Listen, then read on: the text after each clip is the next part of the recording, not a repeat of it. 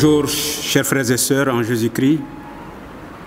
C'est avec beaucoup de joie dans le Seigneur que nous allons encore ce matin continuer notre méditation que nous avons entamée depuis un certain nombre de mois sur la vie de Joseph.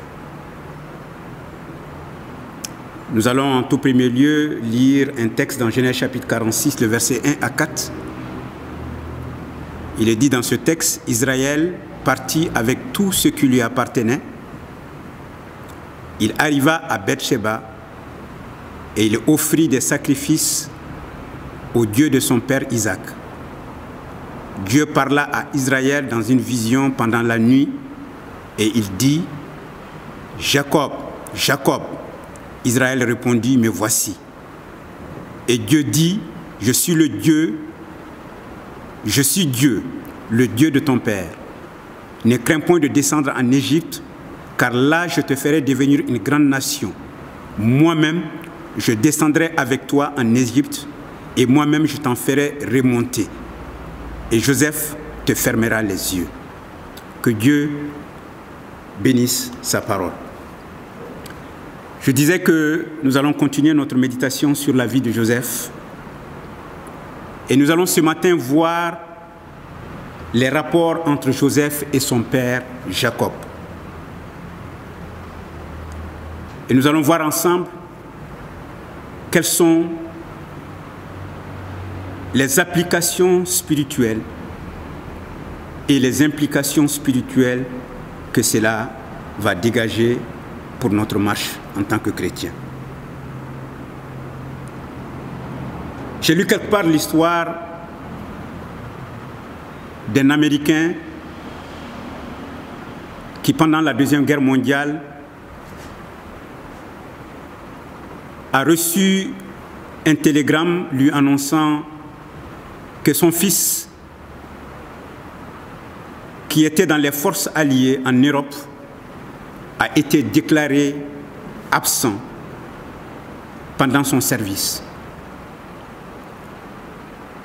Et quelque temps après qu'on lui a annoncé la perte ou l'absence de son fils, certains objets qui appartenaient au jeune homme ont été envoyés à domicile aux États-Unis.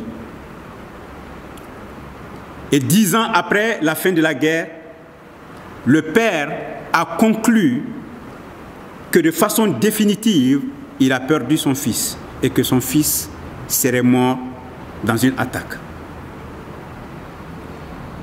Puis l'histoire continue en disant, un jour, il reçoit la nouvelle selon laquelle son fils vit et qu'il a été victime d'une confusion d'identité.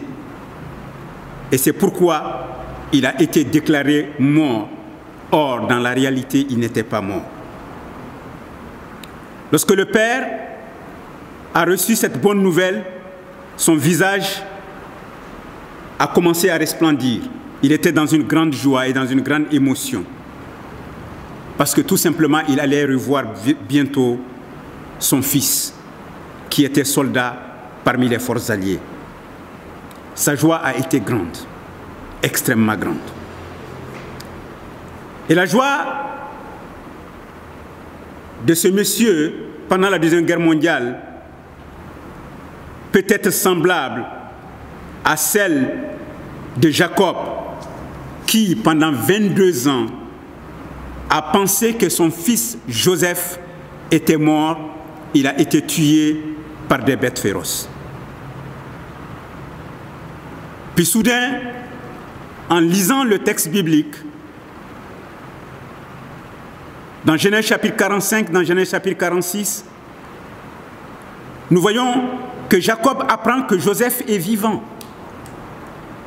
Et que non seulement il est vivant, mais de façon incroyable, il était le premier ministre d'Égypte. Il était gouverneur sur toute l'Égypte.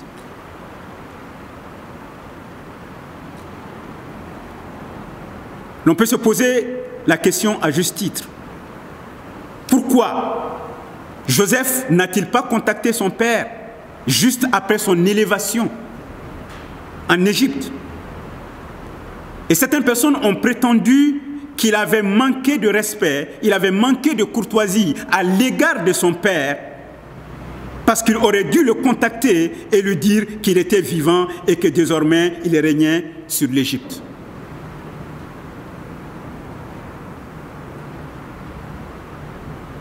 Et qu'en faisant cette démarche, cela aurait pu abréger les souffrances morales de son père Jacob. Même si nous considérons cela comme une faute de la part de Joseph, l'on peut dire que cette faute est infime par rapport à celle de ses 10 autres frères qui, pendant de nombreuses années, ont entretenu le mythe sur leur méchanceté et sur les véritables causes de la disparition de Joseph. Et d'ailleurs, comment est-ce que Joseph pouvait savoir que son père pensait qu'il était mort? Joseph n'avait aucune idée de l'histoire que ses frères ont dû raconter à leur père pour justifier, lui, son absence. Et Joseph pouvait aussi se demander pourquoi son père n'était-il pas allé à sa richesse. Et c'est clair aussi que Joseph n'avait aucun canal fiable pour contacter son père et rentrer en contact avec lui de façon normale. Quelle que soit la raison ou les raisons pour laquelle Joseph n'a pas été en contact avec son père, lorsque nous lisons le récit biblique, nous nous rendons compte que Joseph a cherché à être en contact avec son papa et qu'il a essayé de se renseigner et de se préoccuper de la santé de son papa. Il s'est informé auprès de ses frères.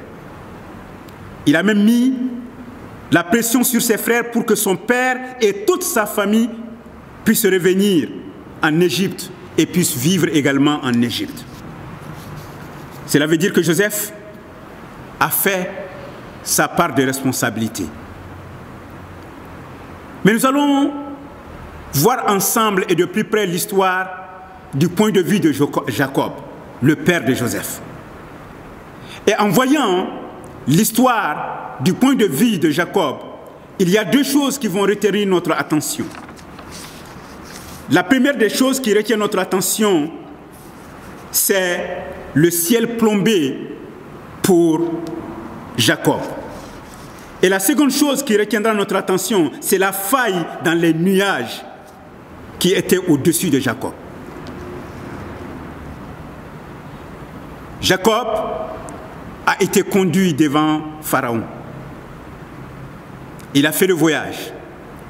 Avant de faire le voyage, comme nous l'avons lu tout de suite ce matin, il avait reçu des assurances de la part de Dieu, comme quoi lui, Dieu, il marchait directement devant Jacob et qu'il sera avec lui en Égypte et qu'il fera de lui une grande nation en Égypte et que Joseph, son fils, fermera ses yeux, c'est-à-dire que Joseph sera là le jour de sa mort.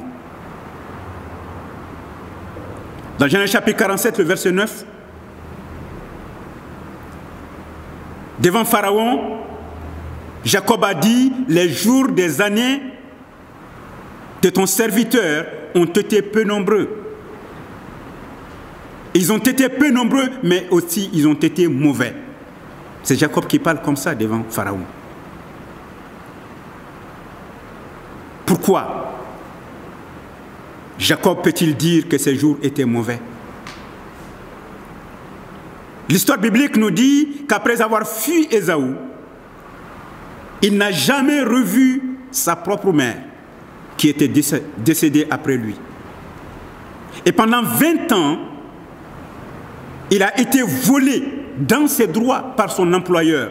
Et son employeur n'était autre que son oncle, son propre oncle Laban. Et avec des difficultés énormes, Jacob a pu s'échapper de la tutelle de Laban. Et après avoir échappé de la tutelle de Laban, Jacob s'est engagé dans une réconciliation qu'on peut appeler une réconciliation à haut risque, avec une possible ou un potentiel, une revanche potentielle de la part d'Ésaü, qui était son frère. Les jours et les années de Jacob ont été peu nombreux et mauvais, parce qu'il a aussi souffert d'une hanche qui a été démise lorsqu'il avait lutté avec l'ange de l'Éternel. Il était en danger de mort lorsque les Cananéens se sont sentis vexés et touchés lorsque les fils de Jacob avaient tué tous les mâles à cause du déshonneur qui a été fait contre sa fille. Il a risqué sa vie. Il allait en mourir. Joseph, ou plutôt Jacob, a aussi souffert de la perte de sa femme favorite et qui s'appelait Rachel. Il a non seulement souffert de la perte de sa femme favorite, mais il a également souffert de la séparation dramatique d'avec son fils favori et qui s'appelait Joseph. Le soleil a disparu du ciel de Jacob. Les nuages sont devenus de plus en plus épais au-dessus de Jacob. Jacob était arrivé à un point où il a perdu non seulement Joseph, qui était son fils favori, mais il avait perdu aussi un de ses fils aînés, qui était Siméon, et en même temps, le cadet de ses fils, qui s'appelait Benjamin. Il avait perdu 3 de ses enfants, et non les moindres. Et toutes ces choses étaient contre lui. Genèse chapitre 42, le verset 36. Oui, les jours de Joseph étaient peu nombreux, mais mauvais. Mais nous comparons les jours de Joseph à nos jours d'aujourd'hui. Et si nous le mettons en relief avec notre monde d'aujourd'hui, nous voyons essentiellement notre monde d'aujourd'hui est rempli de milliers et de millions de Jacob. Nous avons des milliers et des millions de Jacob. Pour certains, leurs jours sont mauvais à cause du coronavirus, le Covid-19, qui est une menace généralisée. Pour d'autres, parce qu'ils ont une situation familiale très difficile, leurs jours sont mauvais. Pour d'autres, ils ont eu des problèmes de mariage. Certains ont eu des pertes, une perte de leur emploi. Certains ont été victimes d'un incident ou de tant d'autres choses qui ont assombri leur ciel et qui ont rendu les nuages épais au-dessus d'eux. Mais Dieu nous dit ce matin, chers frères et sœurs, si notre ciel est plombé, il peut avoir encore et de nouveau le soleil. Et Dieu peut faire briller encore de nouveau le soleil au-dessus de nous. Le monde est rempli d'incertitudes. Parce qu'un petit virus a bouleversé tout le monde entier. Mais la Bible nous invite, et Dieu, au travers ou dans sa parole, nous invite à avoir de l'espérance. À avoir de l'espérance parce qu'il y a une solution. Et cette solution, c'est Dieu lui-même. Cette solution, c'est dans son Fils Jésus-Christ.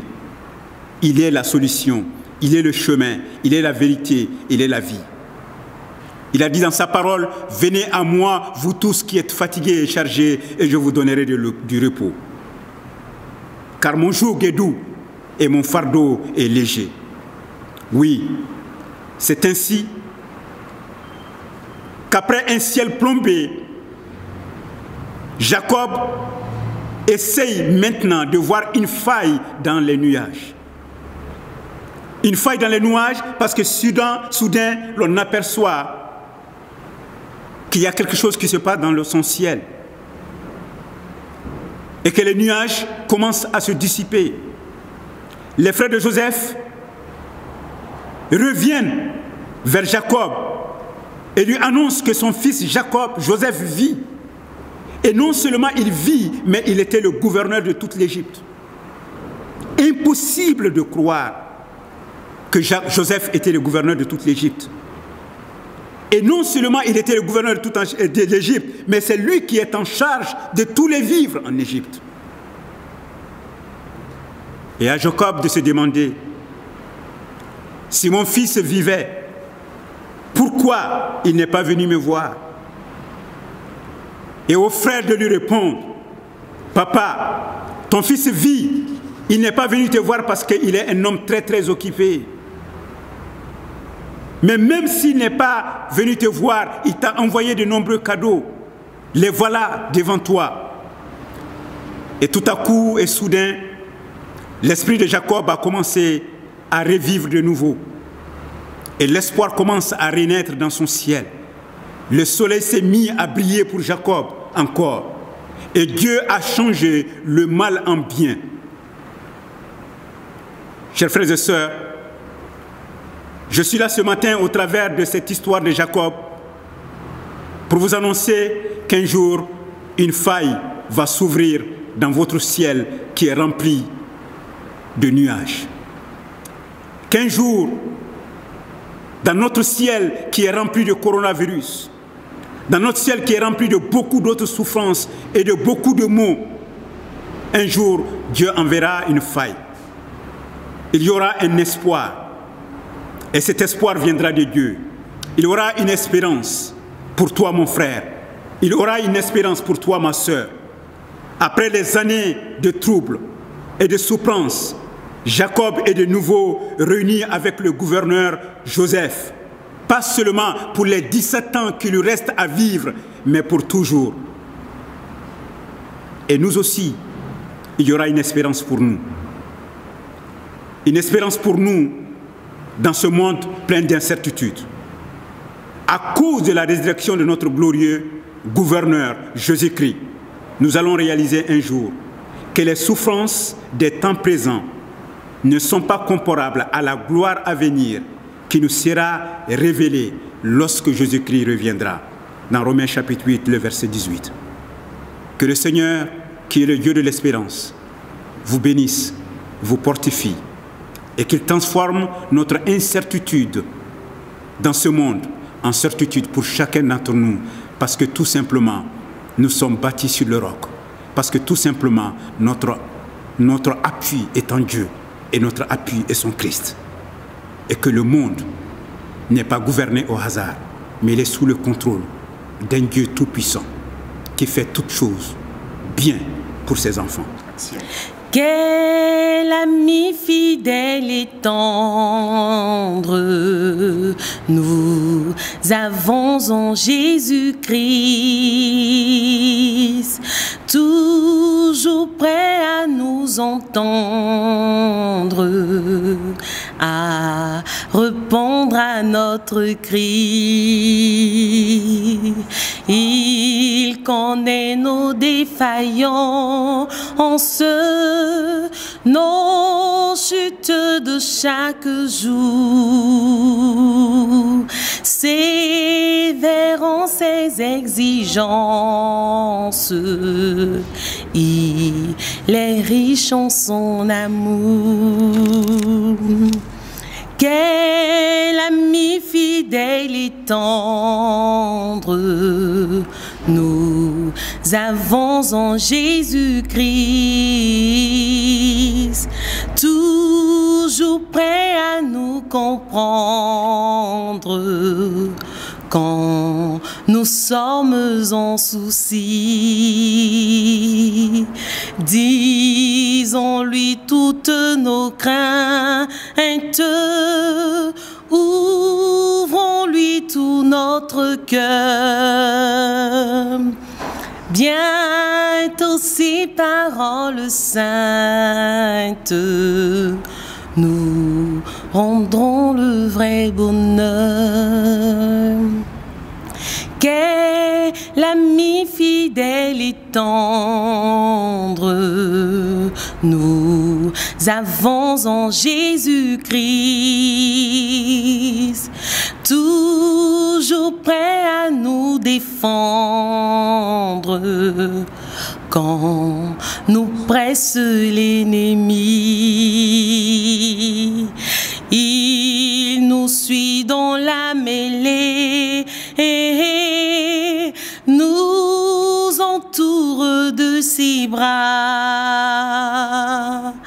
Et tient l'épée, qui décide des combats. Quel ami fidèle et tendre nous avons en Jésus-Christ, toujours prêt à nous apprendre à vaincre en comptant sur lui. S'il nous voit vrais et sincères à chercher la sainteté, il écoute nos prières et nous met en liberté. Quel ami fidèle et tendre nous avons en Jésus-Christ. Bientôt il viendra nous prendre pour être au ciel avec lui. Suivons donc les droites voies en comptant sur son secours. Bientôt nous aurons la joie